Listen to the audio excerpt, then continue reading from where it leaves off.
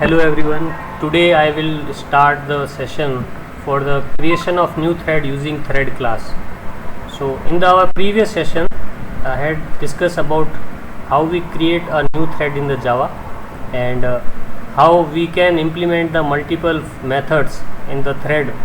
So we had discussed that part. So today we start with the thread of using thread class. So we start with this session about the syntax of the run method. So what is the important part of the run? Why we use the run method in the thread class? So run method is the most important part in the any thread programming. If we want to execute any statement, any process, so that statement would be written in the run method. And using this method, thread behavior can be implemented.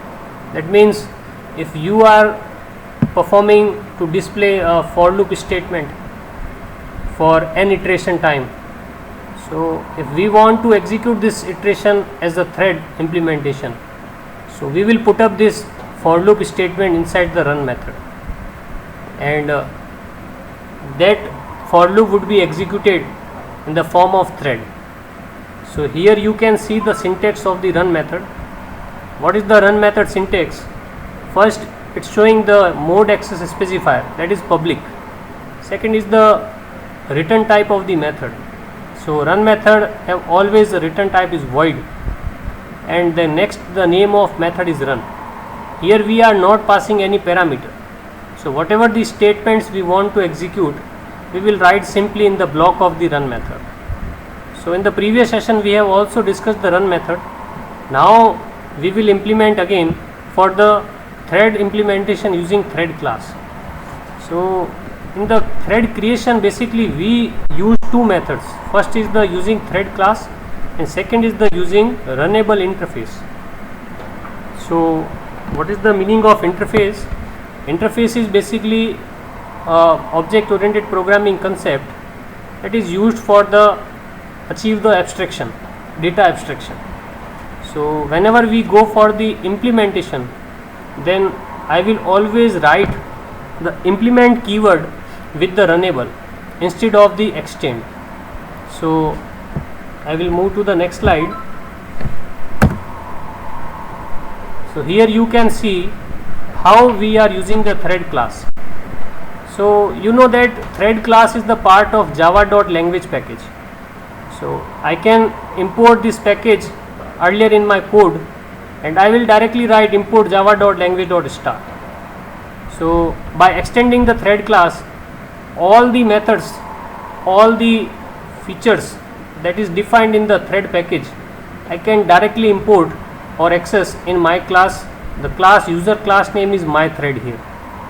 So what is the syntax for the thread class implementation? You will write the class, then you will write the class name that is extended by thread class. So this is the basic structure for any thread class implementation. Here you have seen the basic code for the thread implementation using thread class. So I am writing first run method inside the thread class. Inside this I am simply printing one message. What is the message? Thread is running. So if we want to print this message for one time, simply write this message. If you want to process this message n time, then write this statement in the loop. So we will practically implement that part also. Inside the class we are defining our main method. So what is our main requirement to call the run method? We will use the start method. So using this start method we will call run method. So we have required one object of that class. So first you will create a thread m1. Fine. So here I had created m1 object of the my class. The class name is new thread, and then I am creating object of thread class t1. So what is the thread class object? t1 equal to new thread. Here we had used the constructor of the defined class thread. Inside that I am passing the parameter reference is m1. So whatever the run method or whatever the statement you have written in the user defined class that is extended by the thread class can be accessed by the thread object. That's why we are writing here t1.start. So t1 is the object of class thread and m1 is the object of user defined class. So you had passed this m1 as a parameter in the thread constructor. So you are providing the reference of m1 object to thread class object t1. So this is the basic code in which we are designing the simple thread by using thread class. So we will go for the practical implementation part.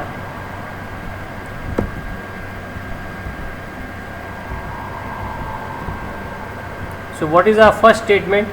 First statement, we will write import java.language.thread. Even we want to write more specific, then go for the package class name also. Next, class myThread. What is the name of class? Thread. So here we are writing thread and we are implementing with the thread class. Now I will write the run method, public void run. Inside this we will write system out println. What is the message? Thread is running. After creation of run method, we will go for the main method, public static void main string argument.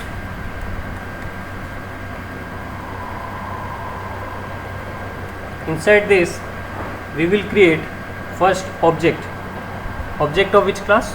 Object is myThread, user defined class. myThread m1 equal to new myThread constructor. Next, we will use the thread class object, thread t for t1 equal to new thread and pass reference object m1 here. Now call t1 dot start.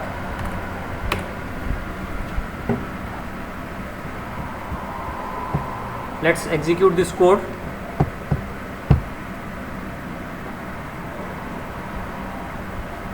So what is the output of this code? Whatever the statement we have written in the run method, that would be executed. So if we want to perform some basic arithmetic operation, then here I can use the arithmetic operation as well. Int a equal to 5, comma b equal to 6, system out println addition of two number is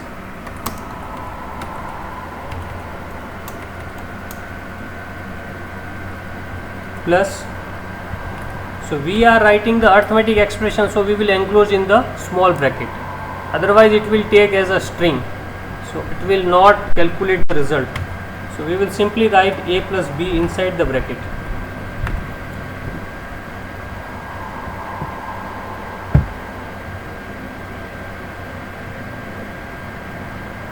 So addition of two number is 11. So guys, that means whatever the statement we want to write in the run method, that would be considered as the thread part and it will execute it as a thread statement, and the start method is responsible to invoke the run method. So this is our basic code in which we had implemented run method and we had created start method, called this start method using object, and we had invoked the statement that is written in the run method.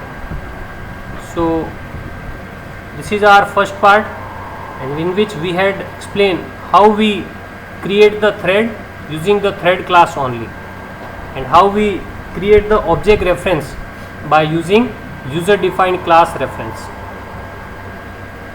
If you have any doubt, then you can post, and if we want to implement this thread implementation using runnable interface, then we will discuss this topic in the next lecture. Okay class, thank you.